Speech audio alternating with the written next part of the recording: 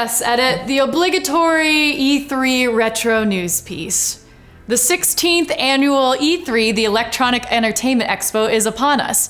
If you're attending, you'll be able to catch CGR's Mark there, and if not, you can catch his broadcasts about the show on CGR. But in the meantime, Edit Station 1 and I can remember what happened at last year's E3, but beyond that, it gets kind of blurry. So even though you probably know and maybe remember these, we wanted to take a little time to recap the most memorable moments and announcements from E3's past.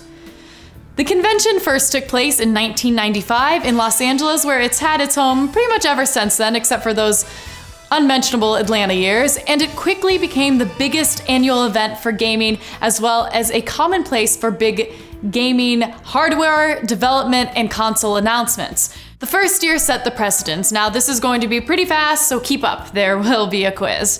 1995, Sony firmly planted its gaming feet at E3 with the release of its PlayStation, and Sega Saturn was up and running, propelling the 5th generation system wars and getting a jump on Nintendo's Ultra 64, which was simply announced this year. Of course, later the Ultra 64 was renamed to bring us the N64. 1996, the N64 arrived. With it came Super Mario 64, one of my favorites, and Capcom gave us Resident Evil, and Eidos Studios let us feast our eyes upon Lara Croft.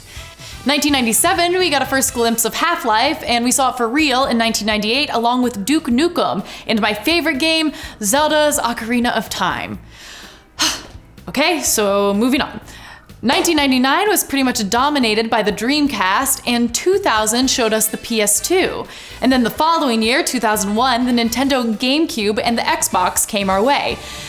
Now that was a lot to digest. The next 10 years leading up to this week's event brought us announcements of, and this is ordered chronologically, here.